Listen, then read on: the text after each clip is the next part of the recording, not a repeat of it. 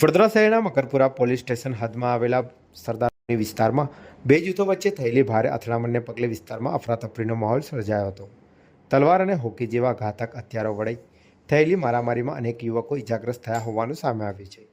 મળતી માહિતી અનુસાર બંને જૂથો વચ્ચે કોઈ બાબતે ઉગ્ર બોલાચાલી બાદ મામલો હિંસક બન્યો હતો. બંને પક્ષના શખ્સો સામે સામે આવી જતા તલવાર અને હોકી વડે હુમલા કરવામાં આવ્યા હતા. ઘટનાના પગલે વિસ્તારમાં દોડધામ અને ભયનો માહોલ સર્જાયો હતો.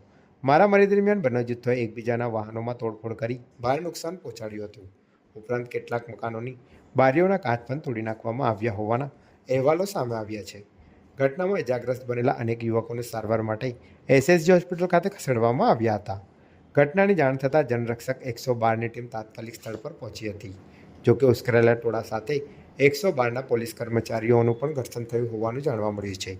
પરિસ્થિતિ વધુ વણસતા મકરપુરા પોલીસ સ્ટેશનનો કાફલો તેમજ અન્ય પોલીસ દળો સ્થળ પર દોડી ગયા હતા અને સ્થિતિને કાબૂમાં લીધી હતી.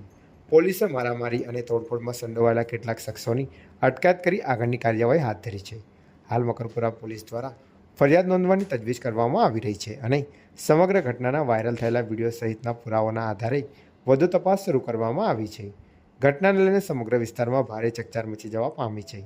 જ્યારે કાયદો અને વ્યવસ્થાની સ્થિતિ જાળવવા માટે પોલીસ દ્વારા વિસ્તારમાં ચુસ્ત બંદોબસ્ત ગોઠવવામાં આવ્યો છે.